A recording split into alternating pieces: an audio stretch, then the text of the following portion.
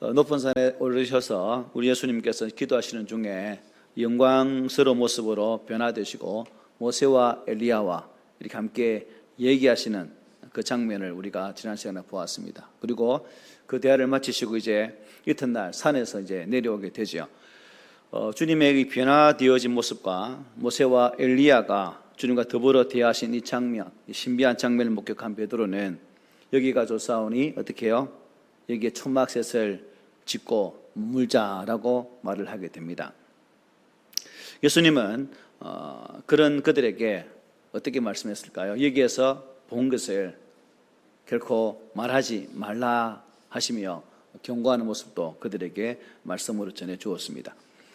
이제 오늘 말씀은 이제 산 밑에서 내려오는 장면이죠. 내려오셔서 예수님을 기다리는 많은 무리들이 또 예수를 맞이하면서 또 전개되어지는 사건들을 우리에게 소개해 주고 있습니다. 산에 오르신 예수님이기 때문에 여러분 밑에 기다리는 사람들은 얼마나 주님을 기다렸겠습니까? 문제 있는 사람들, 또 해결하기 위해서 예수가 꼭 필요한 사람들, 아마 학수고대하고 기다려 계셨겠죠. 그래서 예전은 37절 40절에 보면 이렇게 말씀합니다. 이튿날 산에서 내려오시니 큰 무리가 맞을새 무리 중에 한 사람이 소리 질러 이르되 선생님 청컨대 내 아들을 돌보아 주옵소서. 이는 내 외아들이니이다. 귀신이 그를 잡아 갑자기 부르짖게 하고 경련을 일으켜 거품을 흘리게 하며 몹시 상하게 하고야 겨우 떠나가나이다. 당신의 제자들에게 내쫓아 주기를 구하였으나 그들이 능히 못하였습니다 라고 말을 하게 됩니다. 늘 그랬듯이 많은 무리들이 예수님을 기다리고 있었습니다. 그런데 그 중에는 더 특별한 심정으로 예수님을 내려오시기만을 기다렸던 한 사람이 있었죠. 누굽니까? 그 외아들이 병이 들었는데 그냥 일반적인 병이 아니라 귀신 들린 병. 그래서 그 아들의 병을 고치기 위해서 예수님을 찾아온 아버지 한 명입니다. 참 외아들이기 때문에 여러분 얼마나 가슴이 아프겠습니까? 그래서 39절에 보면 그 외아들이 가지고 있는 병 증세가 나와 있죠. 갑자기 소리를 지른다든가 경련을 일으키다든가 입에 거품을 물게 한다든가 또 몸을 상하게 한 후에 겨우 떠나간다든가 이러한 증상, 특별한 병을 가지고 있었죠. 자, 이런 병을 우리가 뭐라 하죠? 간질병이라고 하죠. 간질병. 제가 진주교회 사역할 때도 우리 청년 중에 한 명이 그런 친구 있었습니다. 지금 이제 직장생활 잘하고 있는데 수리는 하다가도 막 갑자기 쓰러져가지고 막 떨면서 했던. 그래서 오늘 누가는 이 외아들의 정상은 말하는데 무슨 병인지를 말하지 않지만 마태는 이 아들의 병에 대해서 이렇게 기록해 주고 있습니다. 주여 내 아들을 불쌍히 여기소서. 그가 간질로 심히 고생하여 자주 불에도 넘어지며 물에도 넘어지는지라 하고 마태는 이렇게 잘 말씀해 주고 있다는 거죠. 모든 질병이 여러분 다 귀신의 역사는 아니죠, 그죠? 하지만 오늘 이 아이의 경우는 귀신의 역사하는 경우라고 볼 수가 있습니다. 이 아버지는 이 외아들의 병을 고치기 위해서 여러분 얼마나 애썼겠습니까? 저도 어릴 때 우리 애들이 어릴 때 조금만 다쳐도 막 가슴이 아픈데 외아들인데 여러분 그도 아주 몹쓸 귀신 들린 병, 간질병에 걸렸다는 거죠. 얼마나 애가 달았겠습니까? 그래서 이 병원, 저 병원, 약, 온갖 약 다 써봤겠죠.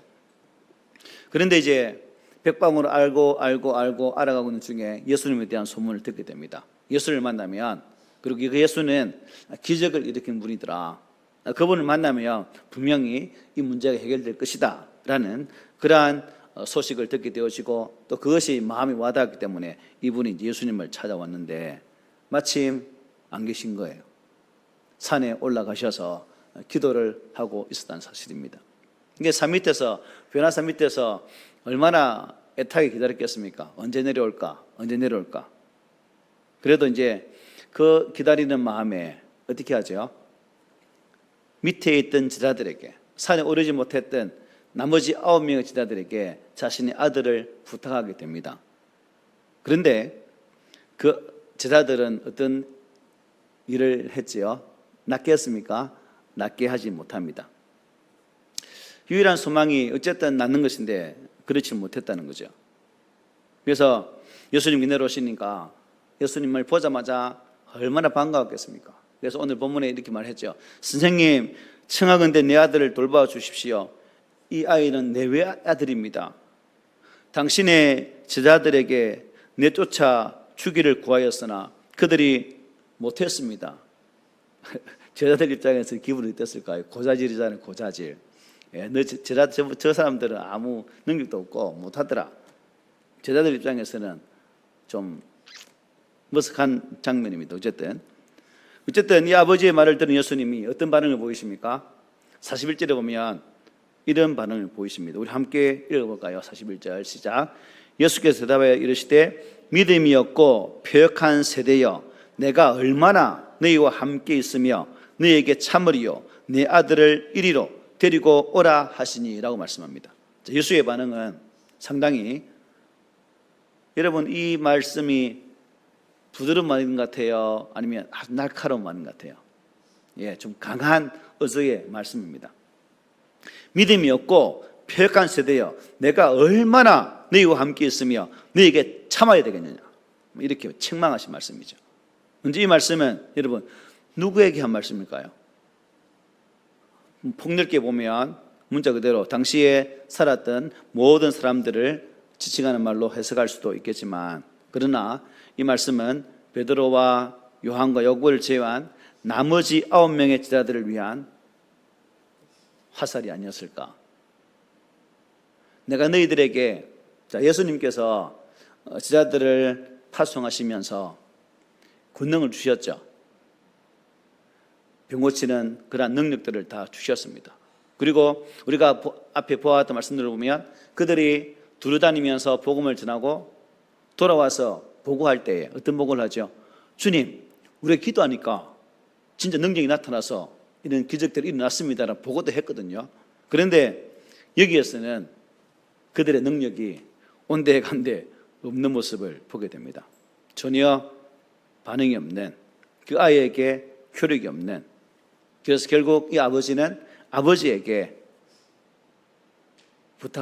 아버지가 예수님에게 부탁하게 되어지는 그런 모습으로 나오지는 거죠. 예수님께서 기적을 행하실 때에 여러분, 주님은 분명히 어떤 의도를 가지고 기적을 행하시거든요. 하나는 뭐겠습니까? 내가 누구다, 당신의 계시죠. 나는 하나님의 아들, 메시아다는 사실을 계시하는 측면에서 이런 기적을 행하셨고, 또 한 가지는 뭐겠습니까? 제자들에게 사역의 본을 보이시고 또 그들을 온전한 교훈으로 인도하기 위한 그러한 목적이 분명히 있었다는 사실입니다. 그리고 예수님은 자신에게 있는 권능을 아까 말씀드린 것처럼 제자들에게 다 허락했어요. 우리가 9장 1절을 한번 읽어보면 이렇게 말씀하고 있습니다. 예수께서 12제자를 불러 모으사 모든 귀신을 제어하며 병을 고치는 능력과 권위를 주셨다. 예수님께서 이미 제자들에게 더러운 영을 제어할 수 있는 그 힘, 병 고치는 능력을 주었다는 사실입니다. 그런데 그들은 그렇게 하지 못했어요. 그리고 예수님은 이제 이러한 사역의 일면에서 이제 예루살렘으로 가기 전에 또 제자들에게 당신 자신 누구인지를 묻게 되어지고, 그 물음 속에 베드로가 뭐를 말씀하죠? 주는 그리스도시요 살아계신 하나님의 아들입니다. 누가는 이렇게 기록합니다. 하나님의 그리스도라고 이렇게 기록해 주고 있죠. 그리고 이제 이 고백을 들은 후에 주님 무슨 말씀하시죠? 당신이 고난받아야 할 사실을 비로소 그들에게 전하는 모습을 성경은 우리에게 잘 소개해주고 있습니다. 이 모든 것은 주님이 이 세상을 떠나신 후에 제자들이 계속해서 주의 사역을 이어갈 수 있도록 하기 위한 하나의 방향성을 제시하는 그런 가르침이 계속 이어지는 말씀들을 통해서 또 우리가 볼 수 있다는 사실이죠. 그런데 내려오자마자 분명히 능력도 좋고 권세 좋았는데 그 기대가 어떻게 해요? 싹 무너진 거죠. 제자들이 귀신을 내쫓는 능력과 권위를 가지고 있음에도 불구하고 무기력한 모습을 통해서 그 아이를 고치지 못했다는 겁니다. 예수님이 그들에게 부여한 그 능력과 권위를 사용하지를 못했다는 거죠. 그래서 더불어 아버지가 뭐라 말합니까? 당신의 제자들이 못 고쳤습니다 라고 공개적으로 제자들의 무능함을 또 지적하게 됩니다. 스승 입장에서는 여러분, 내가 가르친 제자가 무능하다는 소리를 들으면 기분이 어떨까요? 별로 안 좋죠. 저 역시 여러분들이 여러분 삶의 자리에서 꿈 있는 교회 성도들이 살아가는 모습이 아이고 어째 그래 이 소리 들으면 기분 억수로 안 좋거든요. 똑같습니다. 그래서 예수님께서 믿음이 없고 표역한 세대여 내가 얼마나 너희와 함께 있으며 너희에게 참으리요 라고 책망을 하게 되었다는 겁니다. 믿음이 없고 표역한 세대, 무슨 의미냐면 믿지 않고 기대에 어긋나는 세대여 라는 뜻입니다. 기대를 가졌다는 뜻이죠. 제자들이 주의 능력으로 무장되어진 그런 상황이기 때문에 여러 형편 속에서 하나님 뜻을 드러내고 또한 이러한 기적을 통해서 주의 길을 다시금 함께 열어가는 그 은혜로운 사역을 감당했으면 좋으련만 그 기대에 어긋났던 그들의 모습을 이렇게 말씀해 주고 있다는 사실입니다. 기대에 어긋났다. 자녀가 여러분의 기대에 했던 만큼 어긋나면 어때요? 마음이 어때요? 실망 크죠? 바로 그런 모습입니다. 이 말씀 속에 예수님의 실망감, 아울러서 다급함이 지금 배어 있다고 볼 수 있죠. 내가 얼마나 너희와 함께 있으며, 결국 이 말씀은 지금 제자들과 함께 오래도록 있을 시간이 없다는 의미겠거든요. 곧 이제 3년 후면 공생에 거의 끝나는 시점 아닙니까? 이제 예루살렘 들어가면 잡혀서 이제 고난 받아야 할 그 시점입니다. 그런데 제자들의 모습을 보니까 여전히 연약한 모습을 가지고 있었다는 겁니다. 자, 물리적 시간은 얼마 남지 않았는데 내가 떠나가야 하는데 제자들의 모습을 보니까 한심스럽다는 겁니다. 그래서 9장 51절부터 보니까 예루살렘을 향해 출발해야 되는 그런 장면들을 계속 소개해 주고 있죠. 이제 훈련을 계속 할 타임이 아니라 이제 훈련받은 그들이 주님의 거룩한 사역을 이어받아서 행해야 할 그 타임인데 그렇지 못한 그 마음속에 다급함으로 화가 나게 되었다는 사실이죠. 예수님은 이미 제자들에게 자신이 당할 순환에 대해서 분명히 말씀하셨어요. 9장 22절에서 제자들에게 이제 함께할 시간이 얼마 남지 않았다는 것을 이미 예고했습니다. 그러나 제자들은 그것을 받아들이려고 하지 않았다는 겁니다. 그리고 그 예수님의 상황 속으로 들어가지도 못했다는 겁니다. 왜 그럴까요, 여러분? 왜 제자들은 이런 예수님의 순한 요구에 대해 반응이 없었을까? 심지어 베드로는 그런 일이 있으면 어떻게 해요? 안 됩니다라고 막잖아요. 주님으로부터 야 사단아 라는 소리까지 듣게 되어졌습니다.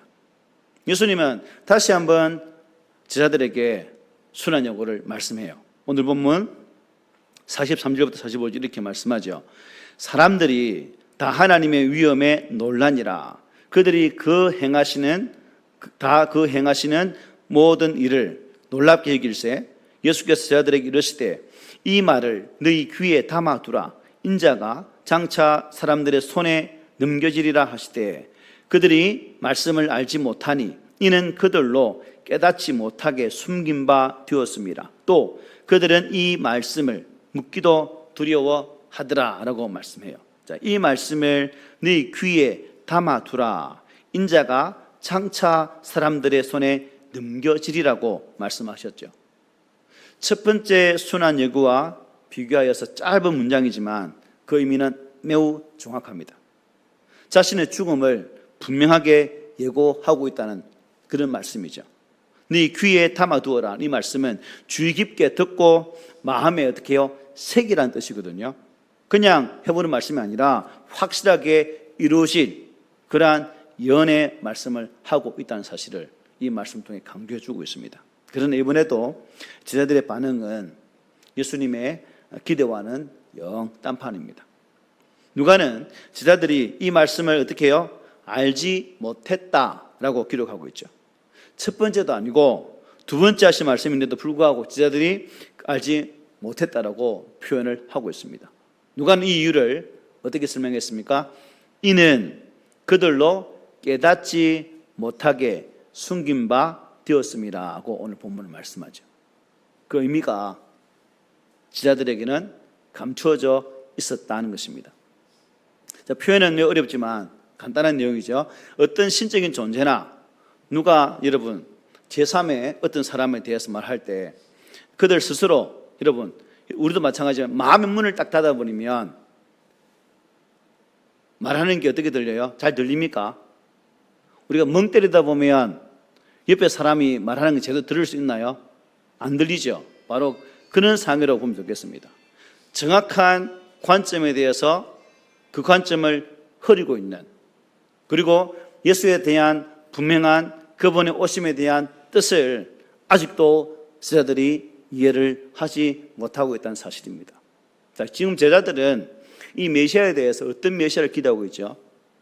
우리 잘 아는 것처럼 정치적인 메시아, 이 유대의 땅을 새롭게 변화시킬 그러한 정치적인 메시아를 기대하고 있는데, 지금 예수께서 하시는 말씀은 그러한 정치적인 메시아가 아니라 영혼을 구원할, 또한 십자가를 저해할 그런 당신의 길을 계속 말씀하고 있는 거예요. 그러니까 자신의 방향성과 예수가 걸어가고자 하는 방향성이 달라요. 그러니까 이 말씀에서 길을 기울 수가 없는 거죠. 예수의 말씀에 대해서 마음을 꽉 닫고 있으니까 전혀 모르는 겁니다. 이 제자들이 생각한 그 방법과 예수가 말씀하시는 게 틀렸다는 거죠. 예수님께 말씀하시는 것은 고난받고 죽는 누구예요? 메시아의 모습 아닙니까? 이사야에 예언되어진 그 말씀이에요. 마음의 문을 닫으면 누가 어떤 소리를 하더라도 귀에 들어오지 않습니다. 우리가 예배 자리에 앉아있지만 앉아있을지라도 엉뚱한 생각하고 있으면, 집에 생각, 무슨 생각하고 있으면 제가 아무리 떠들어도 그 소리가 귀에 안 들어온다는 거죠. 똑같습니다. 그러니까 아예 말씀이 전달이 안 되는 거죠. 여러분, 지금도 유대인들은 이 고난받는 메시아를 예언한 이사야 53장을 회당에서 여러분 공개적으로 안 읽는다고 합니다. 읽지를 않는다고 해요. 우리의 메시아는 고난받는 메시아가 아니라는 겁니다. 그 말씀이 자신들이 죽인 예수를 바로 가르치는 거죠. 만약에 그 말씀 읽는다면 그래서 두려워서 자세히 묻지도 않습니다. 53장에 무슨 말이 나옵니까? 이사야 53장 5절 6절에 이렇게 말씀하죠. 그가 질림은 우리의 허물 때문이요 그가 상함은 우리의 죄악 때문이라. 그가 징계를 받음으로 우리는 평안을 누리고 그가 채찍에 맞음으로 우리는 나음을 받았도다. 우리는 다 양 같아서 그릇 행하여 각기 제 길로 갔거늘 여호와께서는 우리 모두의 죄악을 그에게 담당시키셨도다라고 말씀하고 있습니다. 그래서 아예 이 부분 읽지도 않지만 읽더라도 여러분 52장에서 54장으로 바로 건너뛰어서 읽는다고 합니다. 고난받는 메시아를 받아들이기 어렵다는 거죠. 정통파 랍비들은 이 55장에 53장에 나오는 그를 메시아가 아니라 이스라엘 민족으로 나타내는 대명사로 또 이렇게 보고 있어요. 그러나 53장 8절을 보면 그러한 해석은 당연히 잘못된 해석이다라는 사실을 잘 말씀해 줍니다. 우리 53장 8절은 같이 읽어보겠습니다. 시작. 그는 곤욕과 신문을 당하고 끌려갔으나 그 세대 중에 누가 생각하기를 그가 살아있는 자들의 땅에서 끊어짐은 마땅히 형벌받을 내 백성의 허물 때문이라 하였으리요 라고 말씀했습니다. 명백히 그는 고난받는 메시아에 대한 사실을 이사야는 분명히 말씀해주고 있는 거죠. 이것은 굳이 유대인들만에 해당되겠습니까? 우리도 마찬가지죠. 우리가 이미 고정관념처럼 가지고 있는 생각이 있는데 주님의 말씀을 듣는다고 여러분 곧바로 받아들여지거나 순종이 되든가요? 안 되죠. 깨지는 과정이 필요합니다. 말씀이 들어오고 그 말씀이 내 생각과 부딪혀보고 그 부딪힘 가운데에 나의 그런 부분을 박살나는 그 과정이 있어야 이 말씀을 온전히 내 것으로 받아들이는 것이고 받아들이는 순간 그 삶 속에 순종의 모습으로 나온다는 것입니다.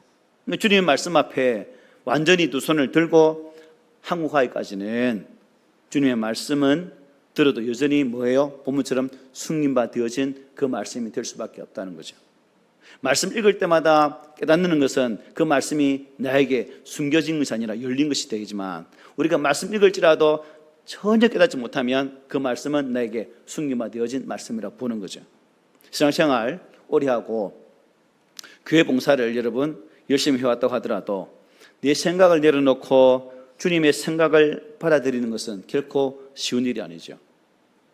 한번 고착화가 되어진 생각을 하루아침에 빼기는 결코 쉽지 않습니다. 많은 경우에는 하나님의 꿈이나 계획이나 방법과 상관없이 내 꿈과 내 계획과 방법을 고집하는 우리들의 모습을 보나요, 보지 않나요? 볼 수 있다는 거죠. 분명한 것은 내 고집을 내려놓기 전까지는 하나님의 말씀이 들려오지 않고 듣더라도 알아듣지 못하게 된다는 것입니다. 그러므로 오늘 이 시대에 저와 여러분들이 말씀 앞에 어떻게 반응해야 되겠습니까? 열려야 되겠죠. 내 고집을 내려놓아야 되겠죠. 내 계획, 내 목적을 내려놓고 하나님의 방향, 하나님의 목적과 하나님의 뜻에 온전히 순종할 수 있는 그런 자세를 가져야 우리의 신앙이 온전한 모습으로 나아갈 수 있다는 사실입니다.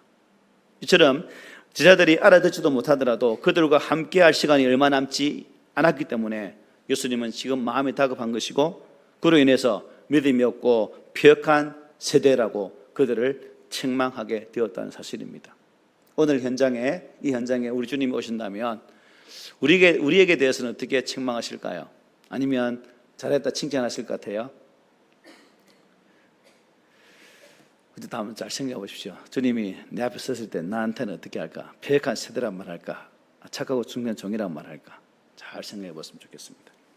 제자들 책망하신 예수님은 이제 그 아버지에게 어떻게 말합니까? 내 아들을 데려오라고 말씀하죠. 본문 41절로 43절입니다.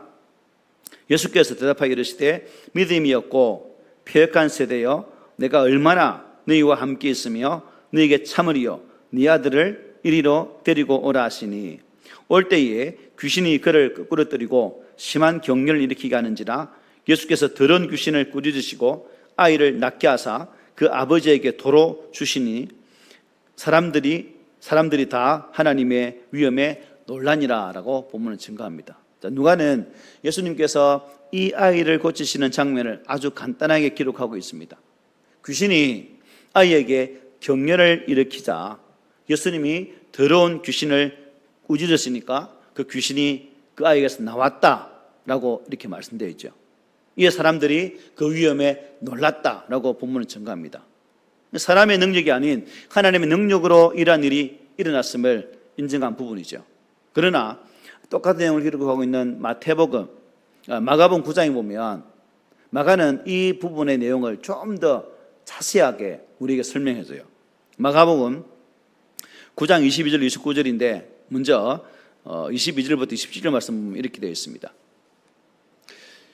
귀신이 그를 죽이려고 불과 물에 자주 던졌나이다. 그러나 무엇을 하실 수 있거든 우리를 불쌍히 여기사 도와주옵소서. 예수께서 이르시되 할 수 있거든이 무슨 말이냐? 믿는 자에게는 능히 하지 못할 일이 없느니라 하시니 곧 그 아이의 아버지가 소리를 질러 이르되 내가 믿나이다. 나의 믿음 없는 것을 도와주소서 하더라. 예수께서 무리가 달려와 모이는 것을 보시고 그 더러운 귀신을 꾸짖어 이르시되 말 못하고 못 듣는 귀신아 내가 네게 명하노니 그 아이에게서 나오고 다시 들어가지 말라 하시매 귀신이 소리 지르며 아이로 심히 경련을 일으키게 하고 나가니 그 아이가 죽은 것 같이 되어 많은 사람이 말하기를 죽었다 하나 예수께서 그 손을 잡아 일으키시니 이에 일어서니라고 말씀합니다. 자, 누가보다는 어떻게요? 아주 더 자세하게 말씀하고 있죠. 근데 예수님이 이 아버지에게 강조하여 하신 말씀이 뭐예요? 믿음이죠. 믿음. 41절에서 저희들에게 믿음이 없고 폐역한 세대여 내가 얼마나 너희와 함께 있으며 너희에게 참으리요 라고 책망하신 장면의 연장선상에서 이 말씀을 볼 수 있는 거죠. 지금 예루살렘 향해 출발하시기 전에 예수님은 참 제자들이 믿음 안에 굳게 서기를 강력하게 원하고 있다는 것을 보게 됩니다. 이 사건 이후에 이어지는 이제 말씀 보면 마가복음 보면 집으로 돌아오신 후에 제자들이 예수님께 조용히 질문하게 되죠. 어떤 질문하게 됩니까? 이렇게 말하고 있습니다. 집에 들어가심에 제자들이 조용히 묻자오되 우리는 어찌하여 능히 그 귀신을 쫓아내지 못하였나이까? 다 함께 시작. 이르시되 기도 외에 다른 것으로는 이런 종류가 나갈 수 없느니라 하시니라. 아멘.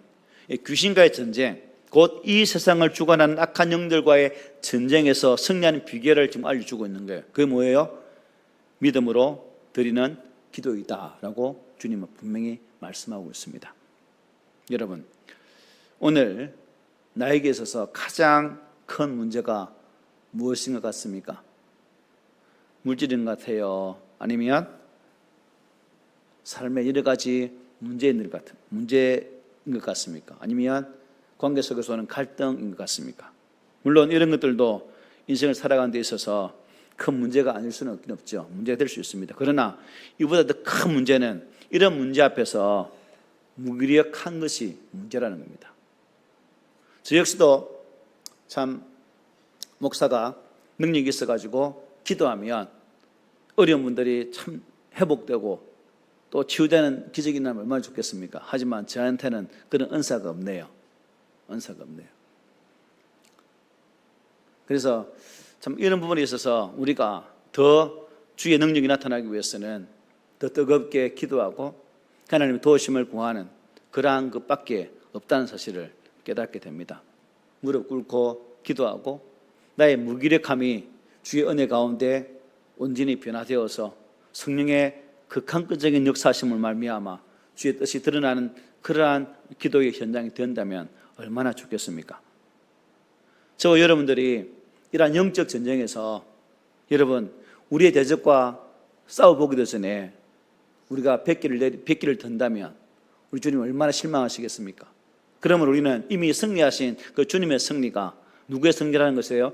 나의 승리라는 것을 확신하면서 저 여러분들은 우리의 삶의 현장에서 또 우리 영적 전쟁의 그 현장에서 주님 우리 대장 앞세우고 더 간절하게 기도하며 나가야 된다는 사실을 깨닫게 된다는 사실입니다.